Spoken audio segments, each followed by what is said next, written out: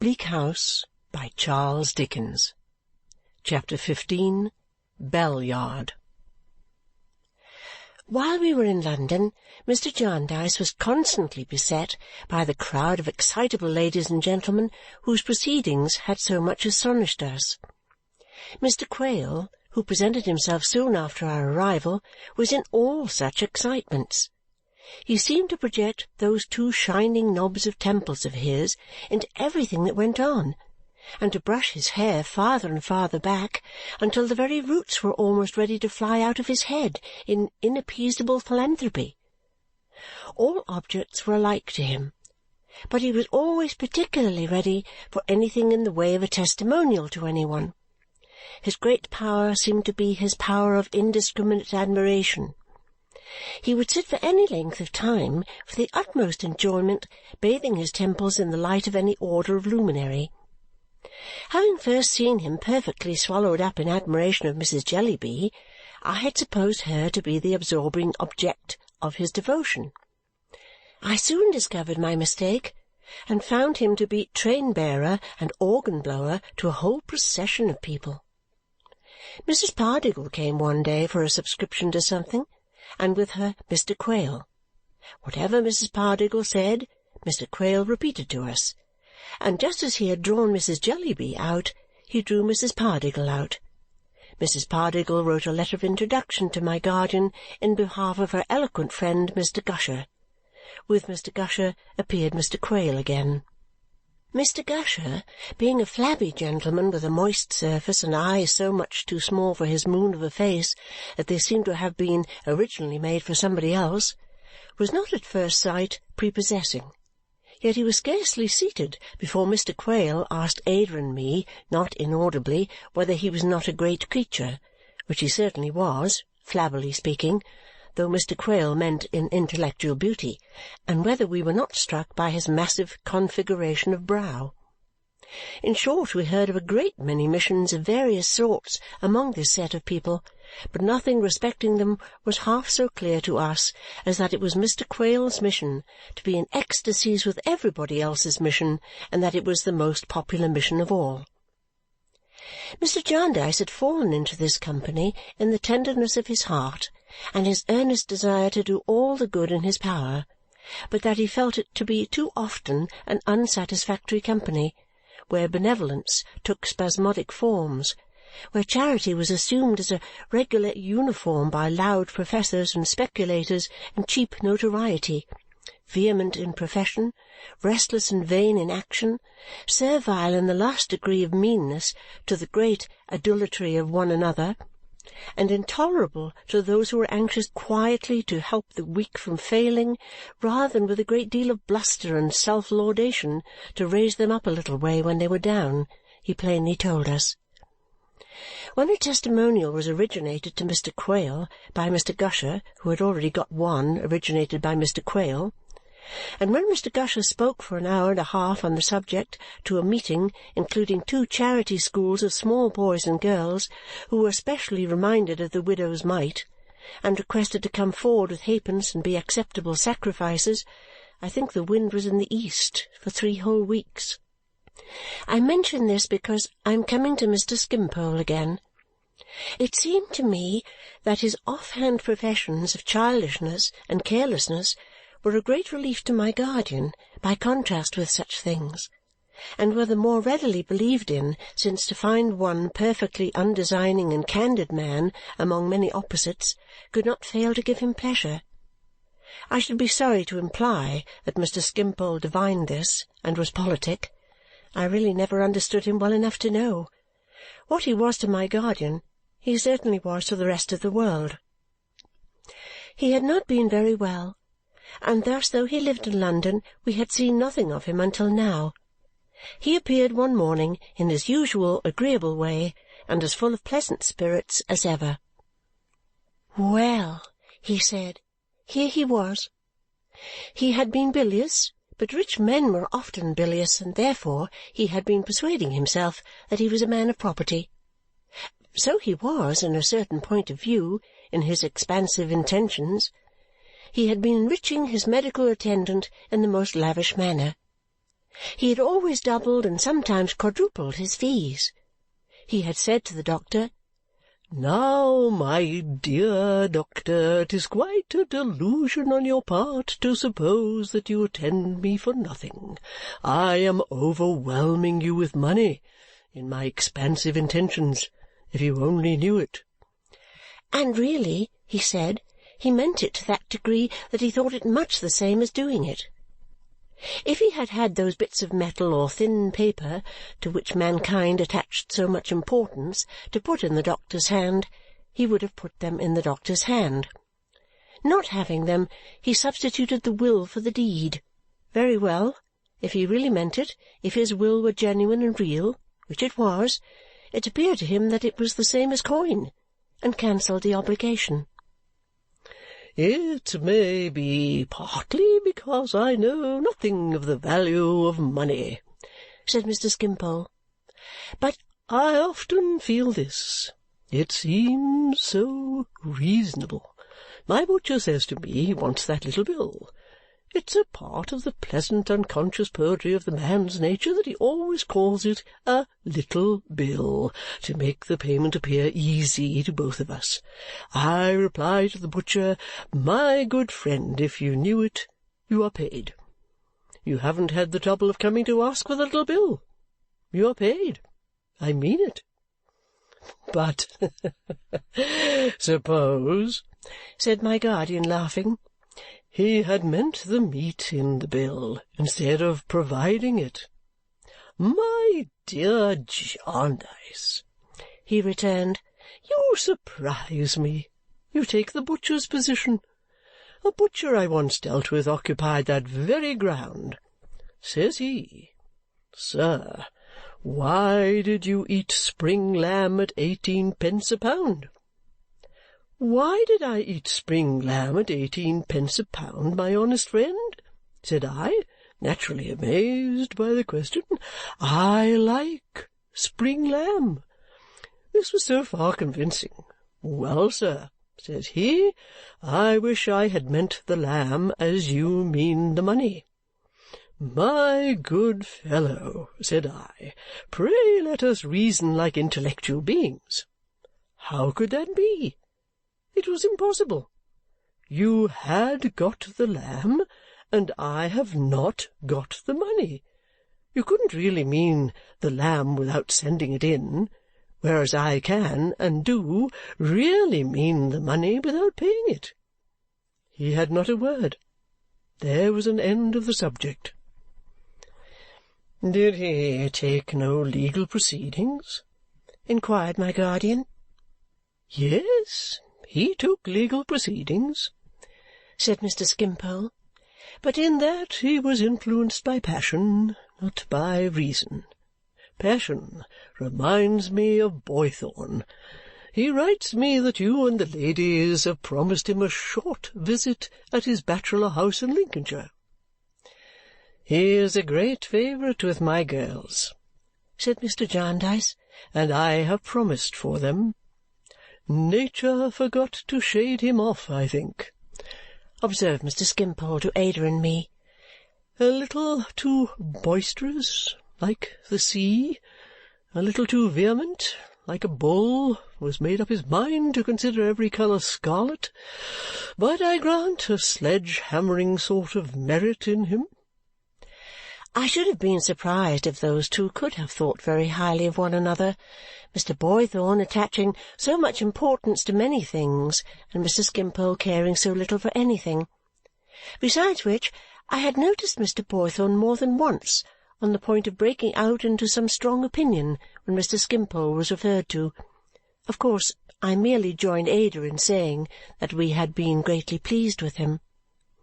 "He has invited me," said Mr. Skimpole, "and if a child may trust himself in such hands, which the present child is encouraged to do, with the united tenderness of two angels to guard him, I shall go. He proposes to frank me down and back again. I suppose it will cost money, shillings perhaps, or pounds, or something of that sort. By the by, Coavinses," You remember our friend Coavinses, Miss Summerson?"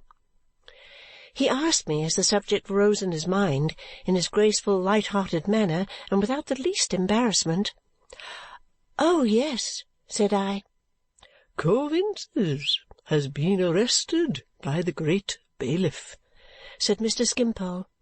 "He will never do violence to the sunshine any more." It quite shocked me to hear it, for I had already recalled with anything but a serious association the image of the man sitting on the sofa that night, wiping his head. "His successor informed me of it yesterday," said Mr. Skimpole. "His successor is in my house now. In possession, I think he calls it. He came yesterday on my blue-eyed daughter's birthday. I put it to him, this is unreasonable and inconvenient. If you had a blue-eyed daughter, you wouldn't like me to come uninvited on her birthday. But he stayed." Mr. Skimpole laughed at the pleasant absurdity and lightly touched the piano by which he was seated. "And he told me," he said, playing little chords where I should put full stops, "the Coavinses had left. 3 children, no mother, and that Coavinses' profession being unpopular, the rising Coavinses were at a considerable disadvantage." Mr. Jarndyce got up, rubbing his head, and began to walk about. Mr. Skimpole played the melody of one of Ada's favourite songs. Ada and I both looked at Mr. Jarndyce, thinking that we knew what was passing in his mind. After walking and stopping, and several times leaving off rubbing his head, and beginning again, my guardian put his hand upon the keys and stopped Mr. Skimpole's playing. "I don't like this, Skimpole," he said thoughtfully. Mr. Skimpole, who had quite forgotten the subject, looked up surprised. "The man was necessary," pursued my guardian, walking backward and forward in the very short space between the piano and the end of the room, and rubbing his hair up from the back of his head as if a high east wind had blown it into that form. "If we make such men necessary by our faults and follies, or by our want of worldly knowledge, or by our misfortunes, we must not revenge ourselves upon them. There was no harm in his trade. He maintained his children. One would like to know more about this." "Oh, Coavinses!" cried Mr. Skimpole, at length perceiving what he meant. "Nothing easier. A walk to Coavinses' headquarters, and you can know what you will." Mr. Jarndyce nodded to us, who were only waiting for the signal. "Come, we will walk that way, my dears. Why not that way as soon as another?" We were quickly ready and went out. Mr. Skimpole went with us, and quite enjoyed the expedition. It was so new and so refreshing, he said, for him to want Coavinses instead of Coavinses wanting him. He took us first to Cursitor Street, Chancery Lane, where there was a house with barred windows, which he called Coavinses' Castle. On our going into the entry and ringing a bell, a very hideous boy came out of a sort of office and looked at us over a spiked wicket. "Who did you want?" said the boy, fitting 2 of the spikes into his chin. "There was a follower or an officer or something here," said Mr. Jarndyce, "who is dead." "Yes," said the boy. "Well, I want to know his name, if you please." "Name of Neckett," said the boy. "And his address?" "Bell Yard," said the boy. "Chandler's shop, left-hand side. Name of Blinder." "Was he— I don't know how to shape the question," murmured my guardian. "Industrious?" "Was Neckett?" said the boy. "Yes, very much so. He was never tired of watching. He'd set upon a post at a street corner 8 or 10 hours at a stretch if he undertook to do it." "He might have done worse," I heard my guardian soliloquize. "He might have undertaken to do it and not done it. Thank you. That's all I want." We left the boy, with his head on one side and his arms on the gate, fondling and sucking the spikes, and went back to Lincoln's Inn, where Mr. Skimpole, who had not cared to remain nearer Coavinses, awaited us. Then we all went to Bell Yard, a narrow alley at a very short distance. We soon found the chandler's shop. In it was a good-natured-looking old woman with a dropsy or an asthma, or perhaps both. "Neckett's children?" said she, in reply to my inquiry. "Yes, surely, miss. 3 pair, if you please. Door right opposite the stairs." And she handed me the key across the counter. I glanced at the key and glanced at her, but she took it for granted that I knew what to do with it. As it could only be intended for the children's door, I came out without asking any more questions and led the way up the dark stairs. We went as quietly as we could, but 4 of us made some noise on the aged boards, and when we came to the second story we found we had disturbed a man who was standing there looking out of his room. "Is it Gridley that's wanted?" he said, fixing his eyes on me with an angry stare. "No, sir," said I. "I am going higher." He looked at Ada, and at Mr. Jarndyce, and at Mr. Skimpole, fixing the same angry stare on each in succession as they passed, and followed me. Mr. Jarndyce gave him good day. "Good day," he said abruptly and fiercely. He was a tall, sallow man with a careworn head on which but little hair remained, a deeply lined face, and prominent eyes. He had a combative look and a chafing, irritable manner which, associated with his figure, still large and powerful, though evidently in its decline, rather alarmed me. He had a pen in his hand, and in the glimpse I caught of his room in passing, I saw that it was covered with a litter of papers. Leaving him standing there, we went up to the top room. I tapped at the door, and a little shrill voice inside said, "We're locked in. Mrs. Blinder's got the key." I applied the key on hearing this and opened the door. In a poor room, with a sloping ceiling, and containing very little furniture, was a mite of a boy, some 5 or 6 years old, nursing and hushing a heavy child of 18 months. There was no fire, though the weather was cold. Both children were wrapped in some poor shawls and tippets as a substitute. Their clothing was not so warm, however, but that their noses looked red and pinched, and their small figures shrunken as the boy walked up and down nursing and hushing the child with its head on his shoulder. "Who has locked you up here alone?" we naturally asked. "Charley," said the boy, standing still to gaze at us. "Is Charley your brother?" "No, she's my sister, Charlotte. Father called her Charley." "Are there any more of you besides Charley?" "Me," said the boy, "and Emma," patting the limp bonnet of the child he was nursing, "and Charley." "Where is Charley now?" "Out a-washing," said the boy, beginning to walk up and down again, and taking the nankeen bonnet much too near the bedstead by trying to gaze at us at the same time. We were looking at one another and at these 2 children when there came into the room a very little girl, childish in figure, but shrewd and older-looking in the face, pretty face too, wearing a womanly sort of bonnet much too large for her, and drying her bare arms on a womanly sort of apron. Her fingers were white and wrinkled with washing, and the soap-suds were yet smoking, which she wiped off her arms. But for this she might have been a child playing at washing, and imitating a poor working woman with a quick observation of the truth. She had come running from some place in the neighbourhood and had made all the haste she could. Consequently, though she was very light, she was out of breath and could not speak at first, as she stood panting and wiping her arms and looking quietly at us.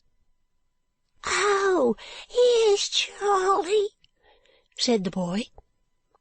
The child he was nursing stretched forth its arms and cried out to be taken by Charley. The little girl took it in a womanly sort of manner belonging to the apron and the bonnet, and stood looking at us over the burden that clung to her most affectionately. "Is it possible?" whispered my guardian as we put a chair for the little creature and got her to sit down with her load, the boy keeping close to her, holding to her apron. "That this child works for the rest? Look at this. For God's sake, look at this." It was a thing to look at. The 3 children close together, and 2 of them relying solely on the third, and the third so young, and yet with an air of age and steadiness that sat so strangely on the childish figure. "Charley, Charley," said my guardian, "how old are you?" "Over 13, sir," replied the child. "Oh, what a great age!" said my guardian. "What a great age, Charley!" I cannot describe the tenderness with which he spoke to her, half playfully, yet all the more compassionately and mournfully. "And do you live alone here with these babies, Charley?" said my guardian. "Yes, sir," returned the child, looking up into his face with perfect confidence, "since father died." "And how do you live, Charley? Oh, Charley," said my guardian, turning his face away for a moment, "how do you live?" "Since father died, sir, I've gone out to work. I'm out washing to-day." "God help you, Charley," said my guardian. "You're not tall enough to reach the tub." "In pattens I am, sir," she said quickly. "I've got a high pair as belonged to mother." "And when did mother die, poor mother?" "Mother died just after Emma was born," said the child, glancing at the face upon her bosom. "Then father said I was to be as good a mother to her as I could, and so I tried, and so I worked at home and did cleaning and nursing and washing for a long time before I began to go out, and that's how I know how. Don't you see, sir?" "And do you often go out?" "As often as I can," said Charley, opening her eyes and smiling, "because of earning sixpences and shillings." "And do you always lock the babies up when you go out?" "To keep 'em safe, sir, don't you see?" said Charley.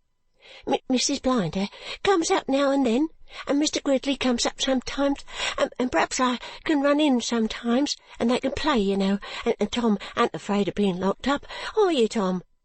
"No," said Tom stoutly. When it comes on dark, the lamps are lighted down in the court, and they show up here quite bright, almost quite bright, don't they, Tom?" "Yes, Charley," said Tom. Almost quite bright." "Then he's as good as gold," said the little creature. Oh, in such a motherly, womanly way.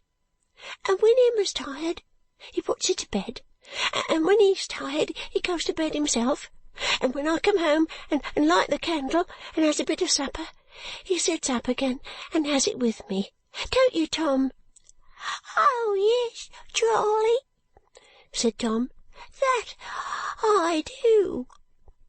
And either in this glimpse of the great pleasure of his life, or in gratitude and love for Charley, who was all in all to him, he laid his face among the scanty folds of her frock and passed from laughing into crying.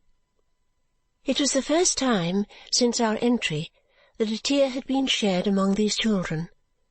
The little orphan girl had spoken of their father and their mother as if all that sorrow were subdued by the necessity of taking courage, and by her childish importance in being able to work, and by her bustling busy way.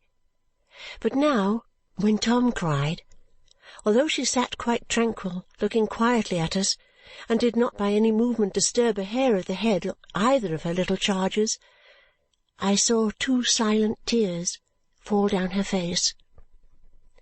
I stood at the window with Ada, pretending to look at the housetops, and the blackened stack of chimneys, and the poor plants, and the birds in little cages belonging to the neighbours, when I found that Mrs. Blinder from the shop below had come in. Perhaps it had taken her all this time to get upstairs, and was talking to my guardian. "It's not much to forgive him the rent, sir," she said. "Who could take it from them?" "Well, well," said my guardian to us two, "it is enough that the time will come when this good woman will find that it was much, and that forasmuch as she did it unto the least of these, this child," he added after a few moments, "could she possibly continue this?" "Really, sir, I think she might," said Mrs. Blinder, getting her heavy breath by painful degrees. "She's as handy as is possible to be. Bless you, sir. The way she tended them 2 children after the mother died was the talk of the yard, and it was a wonder to see her with him after he was took ill. It really was. Mrs. Blinder, he said to me, the very last he spoke, he was lying there, Mrs. Blinder, whatever my calling may have been, I see an angel sitting in this room last night along with my child, and I trust her to our Father." "He had no other calling?" said my guardian. "No, sir," returned Mrs. Blinder. "He was nothing but a forrers. When he first came to lodge here, I didn't know what he was like, and I confess that when I found out, I gave him notice. He wasn't liked in the yard. He wasn't approved by the other lodgers. It is not a genteel calling," said Mrs. Blinder, "and most people do object to it.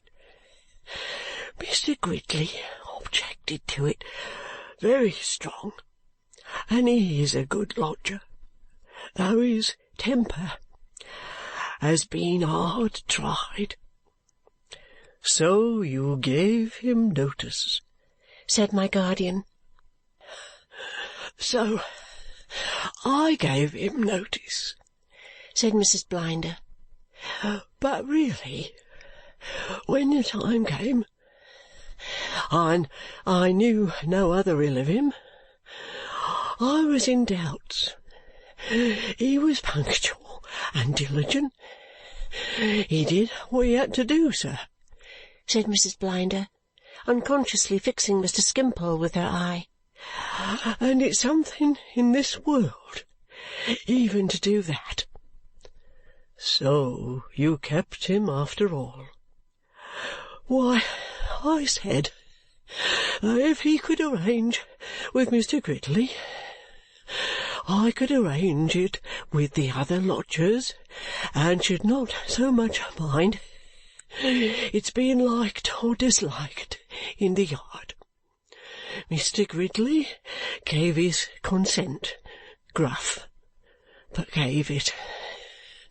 He was always gruff with him, but he has been kind to the children since. A person is never known till a person is proved." "Have many people been kind to the children?" asked Mr. Jarndyce. "Upon the whole, not so bad, sir," said Mrs. Blinder. "But certainly not so many as would have been if their father's calling had been different. Mr. Coavins gave a guinea, and the followers made up a little purse.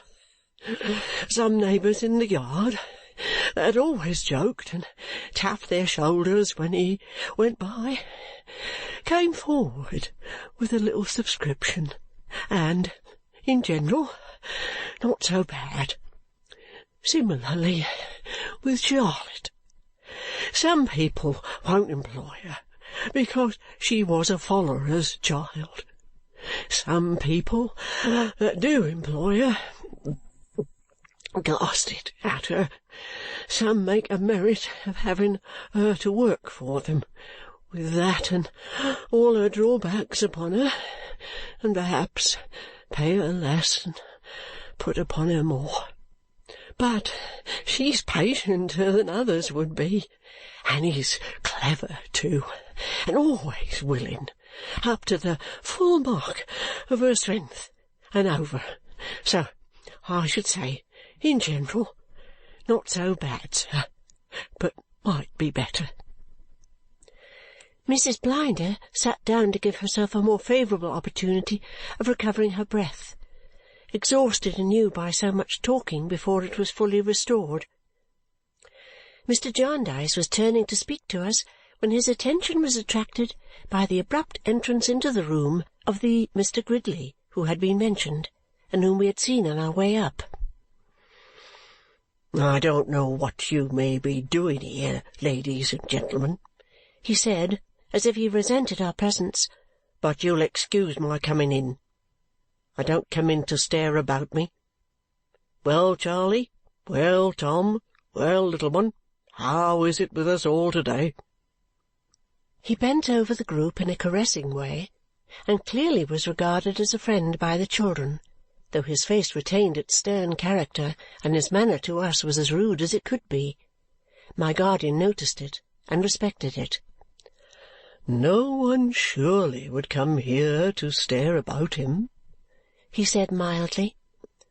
"May be so, sir, may be so," returned the other, taking Tom upon his knee and waving him off impatiently. "I don't want to argue with ladies and gentlemen. I've had enough of arguing to last one man his life." "You have sufficient reason, I dare say," said Mr. Jarndyce, "for being chafed and irritated." "There again!" exclaimed the man, becoming violently angry. "I am of a quarrelsome temper. I am irascible. I am not polite." "Not very, I think." "Sir," said Gridley, putting down the child and going up to him as if he meant to strike him, "do you know anything of courts of equity?" "Perhaps I do, to my sorrow." "To your sorrow?" said the man, pausing in his wrath.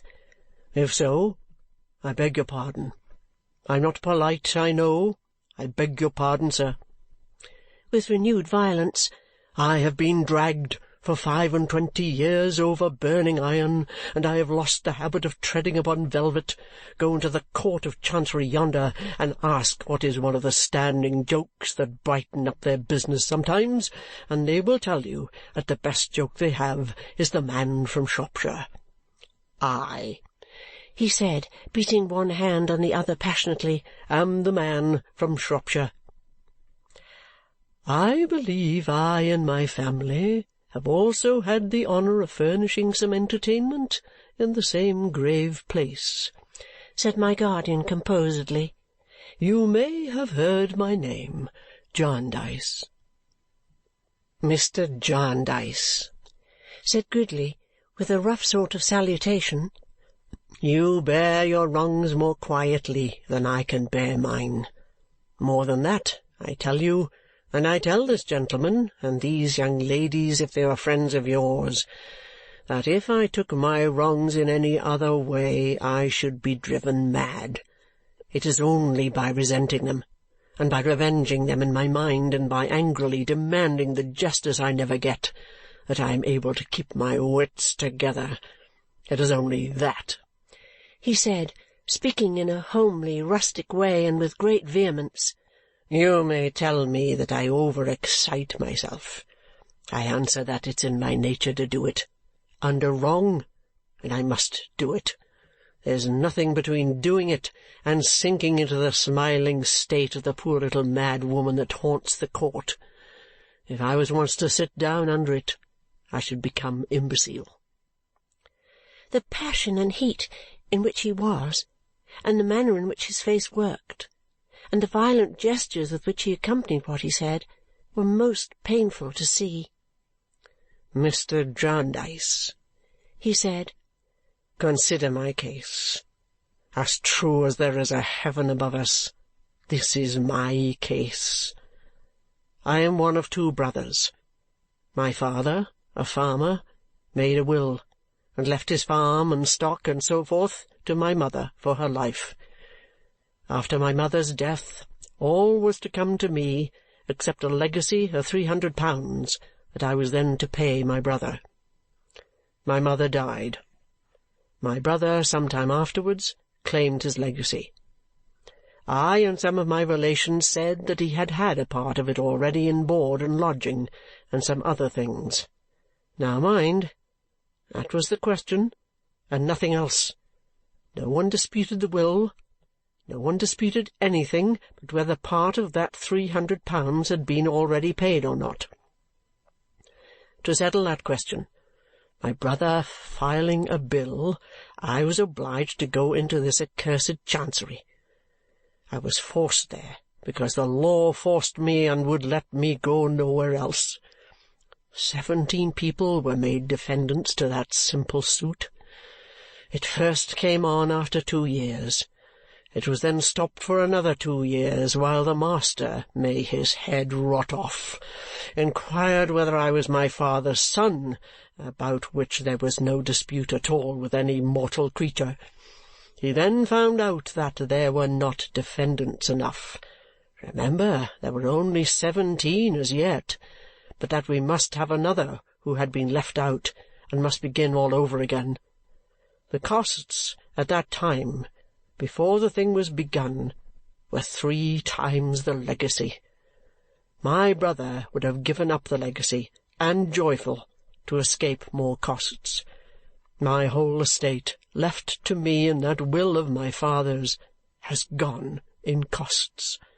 The suit, still undecided, has fallen into rack and ruin and despair with everything else, and here I stand this day. Now, Mr. Jarndyce, in your suit there are thousands and thousands involved, where in mine there are hundreds. Is mine less hard to bear, or is it harder to bear, when my whole living was in it and has been thus shamefully sucked away?" Mr. Jarndyce said that he condoled with him with all his heart, and that he set up no monopoly himself in being unjustly treated by this monstrous system. "There again," said Mr. Gridley, with no diminution of his rage. "The system, I am told on all hands. It's the system. I mustn't look to individuals. It's the system.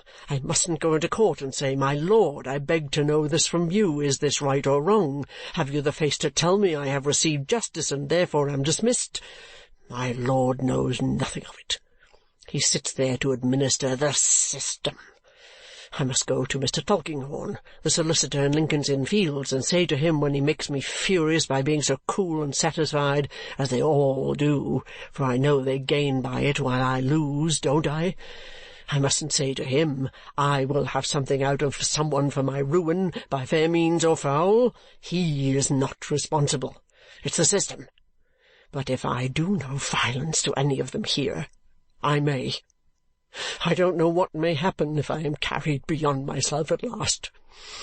I will accuse the individual workers of that system against me, face to face, before the great eternal bar." His passion was fearful. I could not have believed in such rage without seeing it. "I have done," he said, sitting down and wiping his face. "Mr. Jarndyce, I have done. I am violent, I know. I ought to know it. I have been in prison for contempt of court. I have been in prison for threatening the solicitor. I have been in this trouble and that trouble, and shall be again. I am the man from Shropshire, and I sometimes go beyond amusing them, though they have found it amusing too to see me committed into custody, and brought up in custody, and all that. It would be better for me, they tell me, if I restrained myself. I tell them that if I did restrain myself, I should become imbecile. I was a good enough-tempered man once, I believe. People in my part of the country say they remember me so. But now I must have this vent under my sense of injury, or nothing could hold my wits together. It would be far better for you, Mr. Gridley, the Lord Chancellor told me last week, not to waste your time here, and to stay usefully employed down in Shropshire. My lord, I know it would, said I to him, and it would have been far better for me never to have heard the name of your high office. But unhappily for me, I can't undo the past, and the past drives me here. Besides," he added, breaking fiercely out, "I'll shame them. To the last, I'll show myself in that court to its shame. If I knew when I was going to die, and could be carried there, and had a voice to speak with, I would die there, saying, 'You have brought me here, and sent me from here many and many a time. Now send me out, feet foremost.'"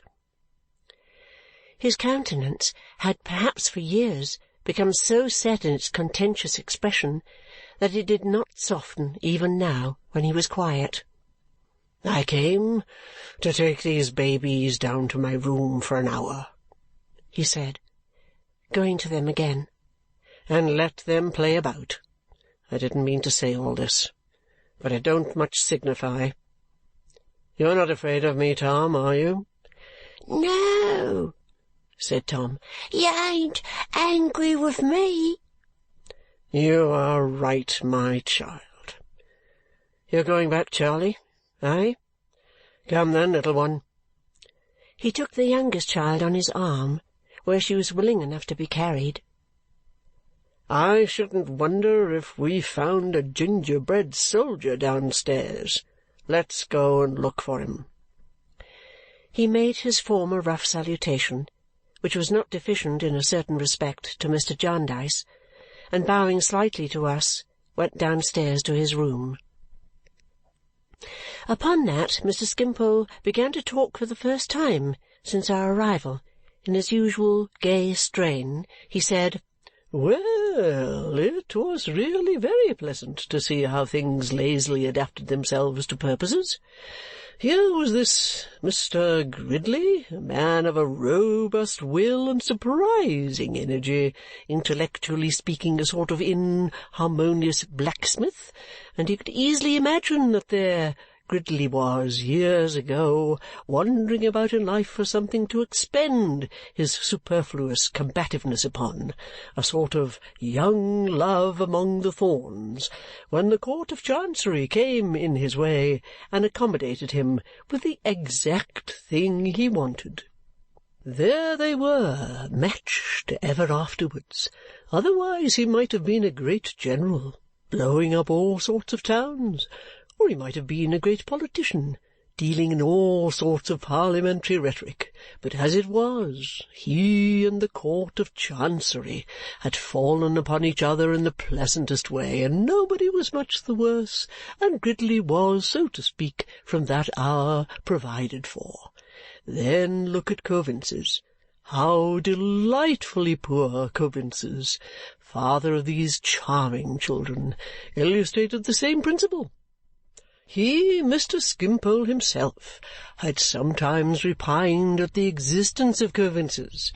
He had found Coavinses in his way.